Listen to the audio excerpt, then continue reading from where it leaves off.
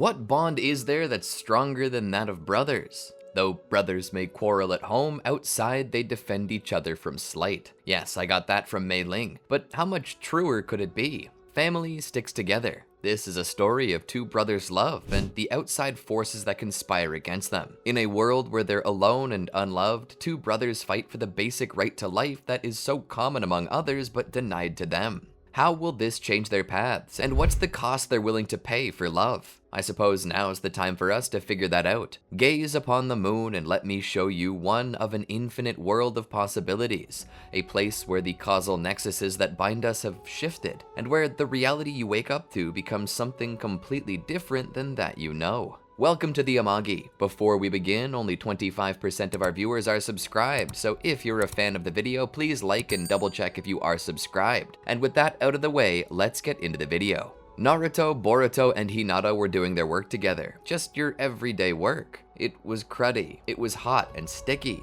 and here they were doing odd jobs. Simple jobs like picking up litter and walking dogs. Was this the life of a genin? Was this what it meant to be a shinobi? Boruto knew that with the Third Great War having ended before their birth, that peace was reigning. Perhaps it was a shaky peace, but it was peace nonetheless. But had the shinobi society truly depended on war so much that it relegated its military to glorified street sweepers during times without war? Boruto and Naruto were sure that they would be taught more about how to fight, and yet to their sorrow, they were being taught just how to pick up trash with a pointed stick. It felt less like they were honored members of society and more like they were prisoners. Criminals. And this was only compounded upon by the gaze of each citizen of the village that looked at Naruto and Boruto as if they were the most disgusting creatures in the world. As the day went on, they could take a break long enough to eat lunch. As they did, Boruto couldn't help but lash out. "This is bull! We should be doing real shinobi work. This is something that should be reserved for public sanitation workers,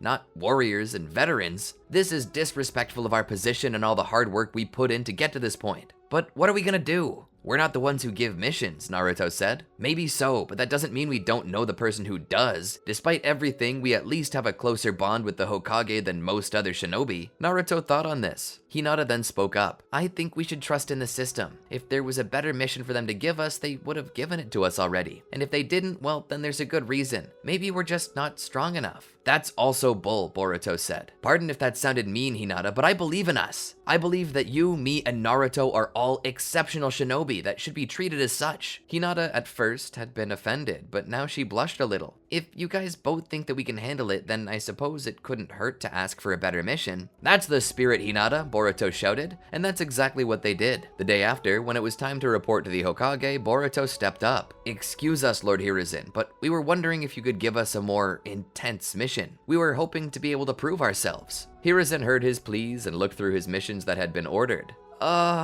I don't know if I have anything for you. Most of the missions above public sanitation are in the Chunin ranking, which is too high for genin. Can you please check again?" Naruto asked. Hiruzen began looking through his missions. "Oh, here's one. It was categorized within the Chunin missions, an escort mission to the Land of Waves. Genin rank. It seems that all is expected to get in your way are bandits and highwaymen." Boruto rolled his head on his neck as if this were his first time tasting filet mignon. "Yes, please." Hiruzen shook his head and shrugged, unable to find a reason not to give it to a trio of confident genin. He put his mark of approval on it. "Tomorrow you will set out with your charge. I trust that you can handle this." Boruto nodded and reached out to grab it, but Hiruzen didn't let go. "You had better be able to handle this. You can't get homesick and turn back in the middle of the mission. You can't abandon the charge. When you're out there on mission, you represent Konoha, and the reputation you show is Konoha's reputation, not your own. Now answer me again. Can you handle this mission?"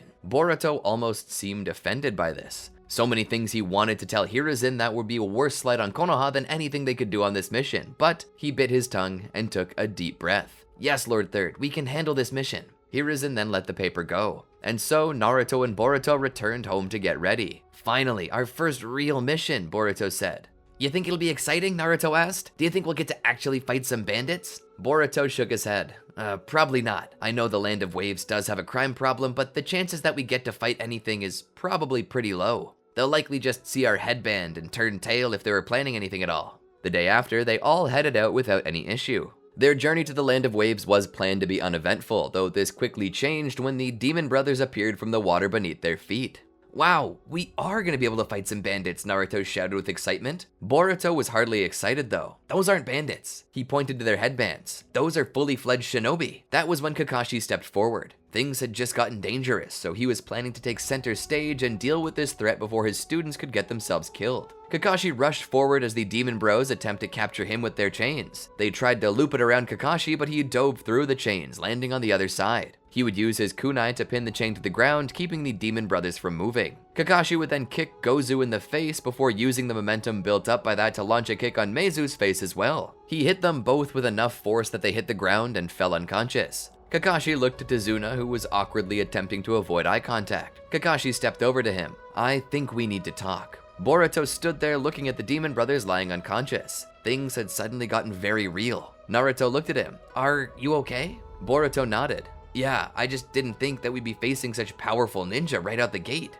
They could have and probably would have killed us if it hadn't been for Kakashi-sensei. Naruto looked at the demon brothers as well. Well, he was here and we survived, and we got valuable experience from it, right? Boruto nodded. We did. Kakashi sighed as he looked back at the unconscious warriors who had assaulted him. He then looked back to Tazuna. I've got children in my team, Tazuna. They're not ready for this kind of fighting. They could get hurt, or worse. Tazuna looked away from him. I know, but I can't afford anything more than this, and if I don't get back to my village, it'll suffer. We'll end up falling apart. It was everything I could do to get out. If you don't help me, my people will die, and if you don't protect me, I'll also die trying to get back. I have no choice. I'm banking on your mercy here. Kakashi ran his fingers through his silver hair. Damn it, Tazuna. You're making this an impossible choice. Tazuna fell on his knees. Please, Master Kakashi, I need this. I beg you with everything I have. Please, help us. If you can, I promise we'll find a way to properly reimburse you. I need you. My people need you. Without you and your team, we'll all perish. Please. Kakashi rolled his eyes and sighed. Fine, fine. We'll keep going. Oh, thank you, sir. Thank you, sir. Tazuna was so happy that he almost began kissing Kakashi's feet, but Kakashi pulled his feet back. That's enough gratitude. Now get off your ass. Let's go. It'll get more dangerous traveling by night. And so the party of 5 continued until they were stopped by Zabuza. But during his battle against the former member of the 7 ninja swordsmen of the mist, Kakashi was caught off guard by a water prison. This left Naruto, Boruto, and Hinata to free him. We gotta save him, Naruto said. Boruto was obviously terrified. If Kakashi couldn't beat him, then how are we gonna do it? We don't have to beat him, Hinata said. We just need to get him to take his hand off of Kakashi-sensei's bubble. Boruto looked back at Zabuza. Fine, I think we can do that. But to increase our chances of success, we need to divide his attention. How do we do that? Hinata asked. Here's what we do, Boruto said. Since Naruto can make clones, he'll attack. Since Naruto's clones aren't tangible, it'll lull Zabuza into a false sense of security. I'll then attack with my clones, which are tangible, and get some surprise strikes on him. While he's caught off guard, Hinata, you need to sneak up behind him and use your dental fist. If we can do that, we'll defeat him. We'll use the fact that he underestimates us against him. That's a good plan, Naruto said. I'm just worried about that sword, Hinata said. Don't worry, I'll be with you, Hinata. I won't let him hurt you. Hinata blushed. Thanks. And with that done, they began their plan. Naruto ran to the left while Boruto ran to the right around the water prison. Naruto and Boruto began unleashing their clones. While Zabuza was focusing on all of this, Hinata snuck around the water prison toward Boruto's location. As she did, Naruto's clones got close to Zabuza, but as he swung his blade and they swung their fists, everything passed through each other. Boruto could almost see the disappointment on Zabuza's face. That was when Boruto's clones came in and struck Zabuza in the cheek. That alone nearly broke the water prison. He could see that Zabuza was unsure if he was struck by a clone or the real Boruto. When the second Boruto came in and struck him though, and was then wounded and returned to a puff of smoke by the executioner's blade, it became apparent to the swordsman that Boruto was capable of creating true shadow clones. With his adversary caught off guard, Boruto drew closer with Hinata. Zabuza would sense this and swing his blade back at her, but Boruto would catch the blade with a kunai. Hinata took this opening to get into the swing where she could then strike the tenketsu of Zabuza's left arm, causing it to drop. This freed Kakashi from the water prison. With his advantage lost, Zabuza would attempt to retreat, only to be caught by Haku, who feigned killing him. The two would then escape as an exhausted Kakashi collapsed. They would decide that the best course of action would be to quickly retreat to Tazuna's home to rest, and that's exactly what they did. Kakashi ended up resting for the rest of that day, and his students also got to rest. The day after, Kakashi was able to move around, but not without aid, and it was known that he at least needed another day to rest before he could continue his duties. This didn't mean that he was going to neglect all of his duties though. He was still their master and he would have to act as such. He would take the three of them out into the forest, where he expected them to begin training to control their chakra, particularly at the bottom of their feet. Hinata would demonstrate to them what needed to be done. She was a natural, and that was no lie. Her clan was one of special abilities. It was more than just the Byakugan that made her special. It was the ability for her to expel chakra from every tenketsu as opposed to those just on the hands and feet. And this, along with the Hyuga techniques, led to a particularly concentrated training program that favored chakra control over chakra growth. They spent their time training their minds and bodies to control what they had to the point that other jutsu required far less chakra than it did for most. So by this point, Hinata was already highly advanced in this type of technique and would begin walking up the side of the tree as if it were nothing. Kakashi, seeing this, felt that she was well capable of teaching while he rested. Hinata, I leave the training of these two to you. Work them to the bone, I believe in you. Hinata seemed a little shocked by this. What? Kakashi didn't give her the chance to deny the request. She was now their chakra control teacher, and it was going to be hard mustering the strength to do this. In truth, this was Kakashi's plan as well. While Hinata possessed the strength and control required for many chunin, she lacked the emotional fortitude, so he decided to throw her into an emotionally tense situation and force her hand. Hinata had to, from this point, get her gumption about her and begin to teach, but this wasn't going to be too difficult for her. She was working with Naruto and Boruto, the two people beyond her family that she loved the most. Well, yeah, it was looking to be too difficult for her. Naruto and Boruto walked up to her and put their hand on her shoulder. It's okay, Hinata, no one's judging you. Just try your best, Naruto said. Yeah, just show us what you do and how you do it. Even if you mess up, all it'll do is make this lesson fun, Boruto exclaimed. This show of support helped her smile and feel a bit stronger in the moment, so she began to explain it to them. Do you guys know squids? Squids? The one with the pointed head or the round head? Naruto asked. With the pointed head. The round ones are octopuses. Octopi? Either will work for this. Squids are able to stick their limbs to things and are capable of sticking to surfaces. This is because they have suction cups on their arms. We can do that as well, but we use chakra. Swirl your chakra under your feet and you should be able to stick to any surface you want. But more than this, if you can do this with water, you'll cause the water to change beneath you, and then you can stand on the water's surface. It's really cool. But for now, let's work on walking up surfaces. She began to demonstrate for them again. She walked up to a limb and stood upside down on it. This is how you do it. You can't use too much chakra or your body will be pushed off the surface, but if you use too little, your body will simply fall off. It's all about balancing how much chakra is needed based on your body mass. Boruto and Naruto seemed a little lost. Hinata smiled shyly. Just feel it out. See how much chakra you need, and try not to exceed that amount, but don't undershoot it either. Just like the three bears in Goldilocks, you gotta find where it's just right. Naruto and Boruto understood. They both began attempting this. Naruto used too little and Boruto used too much. Then, as they saw what their issues were, they altered accordingly. But this led to Naruto using too much now and Boruto using too little. Hinata giggled a little. All the same, she was proud of them. They were making progress. That was what was most important. The two of them kept going. Naruto became hyper-focused, however, as Boruto became aggravated. Boruto had natural prodigious power, and so when he found something he wasn't a natural at, it frustrated him. But in his frustration, it made concentrating harder, and he found himself reversing the progress he had made. Naruto, on the other hand, began to perfect it. By the end, Naruto was at the top of the tree, having mastered this technique, all while an angry Boruto was stuck at the bottom still, kicking it in frustration. Hinata saw this and was a little concerned. She looked up at Naruto. Well done, Naruto. Head back to the house. You deserve some supper. Naruto happily obliged. She then turned and looked down at Boruto, who was red in the face. She walked down the surface of her tree and walked over to him. It's okay, Boruto. I should have this. It's so simple. Hinata flinched at this outburst, but held it together. She understood Boruto being upset. Don't let your desire for perfection push you off. You're focusing on focusing, and that's not the goal of this. Focus on completing the task, not perfecting something you haven't even begun to do, okay?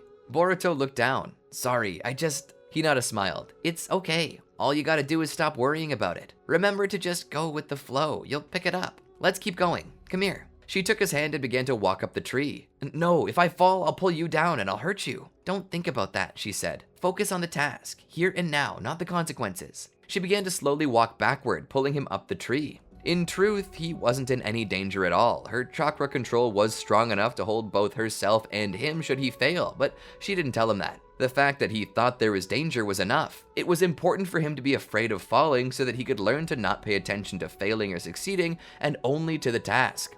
Slowly, she led him up the tree. The motivation must have worked because he made it to the top of the tree without falling. See, you can do it. Boruto then looked down.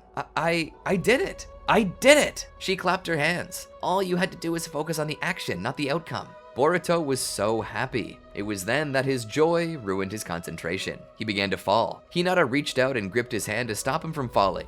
She may have overestimated herself. As soon as her own feet left the trunk of the tree, she knew that they were cooked. They both began to fall. It hurt like hell, but they hit tree limbs as they did. It was springy enough not to break their bones, but it certainly didn't feel nice. Boruto hit the ground with a thud and lay there in a daze. Moments later, Hinata landed on top of him. A good few moments passed before they came to their senses. As they did, however, Boruto looked at Hinata and she to him.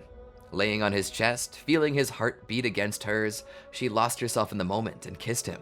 Boruto quickly pushed her off him and rolled over. What the f- He wiped his mouth. What the hell's wrong with you? Hinata sat there, face red as blood, her eyes filled with horror as her face displayed the heart on her sleeve cracking and falling apart. Huh? She questioned, unsure how this outcome was coming about. Boruto's face reddened in anger. He pointed to her. How dare you? After what Naruto told you that night in the restaurant, you do this to me? To us? You stay away from me. Never talk to me again. He turned and stormed off. His mind was on fire, his temper boiling up. Hinata had been confessed to by Naruto. Naruto loved her and had told her so, and for her to blatantly throw that away, it sickened Boruto. He made his way back to the house and forewent supper. He was sick to his stomach. He simply went straight to bed. Hinata, on the other hand, felt her heart bleeding tears through her eyes. Why had he done such a thing to her, she wondered. She curled up into a ball under the tree. She would not return to the house that night, instead remaining in the forest to sulk. Naruto would go to bed not so long after Boruto and would plop down next to him. That night, they would remain silent. The next morning at breakfast, they decided to hash it out. So, I take it you couldn't figure it out? Boruto scoffed. No, it has nothing to do with that. I actually did manage to figure it out. Naruto was now super confused. Then what's the damage? Why are you so pissy? Boruto looked over. I'm pissed at Hinata. Naruto shook his head with a confused smirk. What could she have possibly done to you? Cheating. She kissed me. Your girlfriend kissed me. Naruto laughed. Bro, she's not my girlfriend. Boruto stopped chewing. Wait, what? Naruto took another bite of his breakfast. She's not my girlfriend. She's yours. Boruto turned his whole body to face Naruto. What? What are you talking about? I saw you confess to her at the restaurant. Naruto shook his head. I didn't confess to her. I told her that you liked her. Boruto was mortified. And what possessed you to do that? You told me you liked her. Man, you were the one pushing me into it. I told you I wasn't ready when we were preparing for the Academy's final. Then you said you would swoop in and take her for yourself if I didn't move in, Naruto said. I was joking, Naruto. No, you weren't, Naruto said. I looked at your worksheet. I saw the doodles on there. You wrote her name half a dozen times in multiple different fonts. You obviously liked her more than me. You were gonna try and push me into a relationship with her, so I reversed it. You can thank me now. Boruto's face grew redder. Thank you? I just destroyed her last night. I screamed at her for kissing me and then insulted her. I called her a cheater and told her never to talk to me again. And why the hell would you do that? Naruto asked, looking as if he were about to start ripping his own hair out. Because I didn't know you confessed my love to her, you dolt. I thought she was in a relationship with you. I thought she was cheating on you. Then you should apologize to her. It's not my fault you two are too quiet to acknowledge your own feelings. You've always been like that. Instead of actually talking about an issue, you act on it. Boruto, it's just like that toy shop owner. Instead of talking to Hiruzen about it, you just went and kicked that guy's ass. I didn't ask for that. I didn't want that. I even told you not to do that, but you did. This is on you and her, not me. You go apologize to her, and when you two finally get married, you can thank me later. Boruto quickly got up from the table, half the house staring at the scene they just made. Boruto rushed out of the house and into the forest. Hinata, he called out. There was no response. He sought her for quite some time, but he couldn't find her. He surmised that she simply did not want to be found, so he turned back, feeling like the world's biggest heel. He would join Naruto and Kakashi on the bridge mission, where he was very quiet. He would just stand away from Naruto. In truth, he was mad at him. At the very least, he should have told Boruto that he had tried to set him and Hinata up, but all the same, Naruto had known that if he had, Boruto wouldn't have accepted, and would have tried to push it back off on Naruto. Aggressive selflessness. Kakashi couldn't help but sigh and roll his eyes. Workplace romance always brings team-breaking drama, he thought. The shinobi rules should include more passages for conduct. Can't cry on mission, but you sure can fall in love and start a relationship. In truth, Kakashi found relationships like this to be dangerous. Who could stop tears anyway, especially children? As the team thought over what was going down here, the bridge workers worked. Hinata would eventually shyly appear on the bridge with them. Boruto would turn around to see her. He would walk over. "Hinata, She looked up at him. "Why did you say those things to me?" Boruto looked away. "Because..." Suddenly there was an explosion on the bridge. A small multitude of bridge workers were blown into the water. Kakashi stood. Zabuza appeared through the smoke. Boruto was surprised. "But I thought he was dead. We have to help Kakashi-sensei." They both began to run toward the battle, only for Boruto and Hinata to be caught by Haku's demonic mirroring ice crystals. Naruto looked like he was about to jump into it as well to help, but Boruto held his hand out. "No, stay out there! Protect Tazuna!" As Kakashi and Zabuza fought, Haku began to fight against Boruto and Hinata. Haku would throw his Senbon out at the duo, but Hinata, with the benefit of her Byakugan, could see this. She would begin to strike out at the Senbon, knocking them from the air. Despite her speed, however, she was not quite fast enough to defend from that many Senbon and was struck quite a few times, which only slowed her down more. Boruto was struck as well. Their endurance and stamina were slowly running out. As they were reaching the end, Haku knew that he was in a position to finish them off. He decided to deal with Boruto first and sent a volley of Senbon at speeds Boruto couldn't even see. But it was then that Hinata got in the way and took the Senbon. Boruto looked up at her with horror present in his gaze as she fell back. He caught her in his arms. "Hinata!" With her Byakugan, she looked down at her body where she was struck. Very important tenketsu had been shut down. From what she knew of the gentle fist style, this would result in death. It was funny. Haku didn't even possess the Byakugan. That much Hinata knew, but his ability to strike chakra points in the body were on the same level as a Hyuga. That was impressive. Boruto, holding her, spoke. "You're gonna be okay. You're gonna be fine." She looked at him and spoke. "No, I'm not. I can see my wounds, and these are fatal." Boruto shook his head. "No, they're not. I can save you.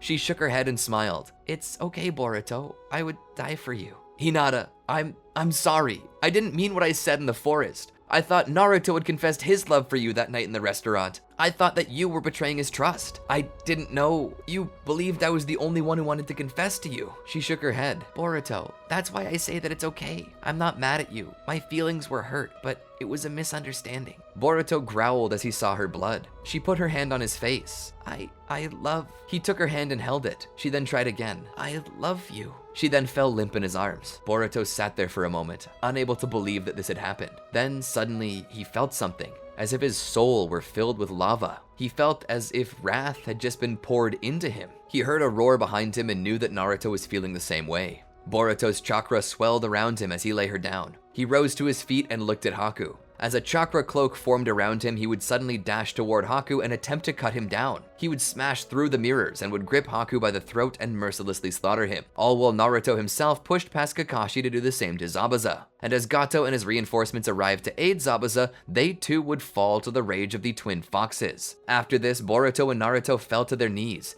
tears spilling from their eyes. Their return to Konoha was quiet. Upon making it back to the village, they'd be debriefed by the village's jonin, and in the end, what they expected to be the case was indeed the case. The death of Hinata Hyuga was blamed on them. The village came to hate them even more. Naruto and Boruto would return home. That night, they could only console each other. Naruto was doing the most consoling as Hinata died in Boruto's arms. "How could they blame us for her death?" Boruto asked. Naruto shook his head. "I don't know. It seems that they look for any excuse to hate us." Boruto sniffled as he sat on the edge of his bed. "I hate this village. I really do." Naruto looked down. "I hate it too, but things will get better. I promise." Boruto shook his head. "It will never get better, and now we know why. It's because we're the nine-tailed fox that attacked all those years ago." Boruto was right. In secret, the village leaders got together and began to discuss the situation that had occurred, and decided that Boruto and Naruto were too uncontrolled to be trusted, and decided that they should have their beasts removed. Hiruzen tried to stop this, but he was outvoted by the council, and even if he hadn't been, Danzo was in control of the Anbu and would have decided to do it anyway. As they slept in their beds, trying to forget about their mission, their rest was disturbed by the sudden sound of glass shattering. Boruto opened his eyes to see a strange man with a kunai standing on Naruto's bed. 3 others rushed in, also targeting Boruto, planning to take him as well. "Get the sleeping agent," one of them shouted. Boruto fought and kicked to get free. It was then that he realized that the village was actually trying to kill them now. In his terror, he would awaken the power of the Nine Tails and kill the Anbu agent standing over him. He would then jump across to Naruto's bed where he would cut the man trying to kill Naruto down. He grabbed his brother and helped him up. "We need to get out of here." They rushed to the living room, only for the front door to be kicked in by Anbu. Naruto and Boruto, both in their cloaked forms, would bust out the window and hit the streets running. The Anbu were after them in a flash. They ran like crazy. Deep down, they heard a voice speak. "They'll kill us. Use my power. Set yourselves free." Naruto and Boruto looked to each other and nodded. Suddenly, they were enveloped in more chakra. That chakra began to take shape, forming into bones and musculature before forming into fur. In the blink of an eye, two massive nine-tailed beasts were standing in the center of the village. They let out a roar. Boruto, in his rage, began to strike down Anbu and level parts of the village. But as he did so, Naruto would call to him, "No, don't kill them!" Whether actually speaking or mere telepathy, Boruto didn't know, but he heard and responded, "They deserve it. They tried to kill us." Naruto shook his head. "Remember at least Kakashi-sensei and Hiruzen, Iruka-sensei. Remember Hinata. None of them would want this." Boruto looked down at the village. He knew this was true. And so the two-tailed beasts fled over the walls and into the night. Getting a good many miles away from Konoha, they would deform and return to their natural forms. They sat there under a tree, trying to catch their breath. "I can't believe it. They tried to kill us," Boruto said. Naruto buried his head in his knees. "Where will we go now?" Boruto was about to speak when a third voice was heard. "I think I have an idea." They both panicked and turned around to see a man with a swirling mask and a black cloak. "Pardon me, I didn't mean to frighten you, but I couldn't help but overhear your conversation. It sounds to me like you're in a rather sticky situation. Pardon my manners. My name is Toby, and I represent a certain organization of rogue shinobi with nowhere else to go." "What do you want with us?" Boruto asked. Toby knelt down. "Your help. Your tailed beasts are very valuable to our organization. We would love to help you out and give you a safe place to rest your head. All you need to do is help us in return. What do you say?" Naruto and Boruto looked to each other. "How can we trust you?" Toby thought about it. "I suppose you can't, but as it stands, you need to determine whether your chances of survival are greater with me or without me." Boruto and Naruto thought about it. "All right, fine. We'll trust you." Toby smiled. "Good. Now, how about I introduce you to the others?" And with that, they disappeared. And that is where I'm gonna call it. I hope you enjoyed the video. If you did, feel free to tell us down in the comments. Let us know what you think. And if you have any other video ideas, feel free to share them. Don't forget to like, subscribe, and ring the bell to ensure that you get to see the videos we make as we release them. And if waiting just isn't your style, you can always try out these videos too. They're fire. I just know you'll love them. Anyway, until next time, peace out.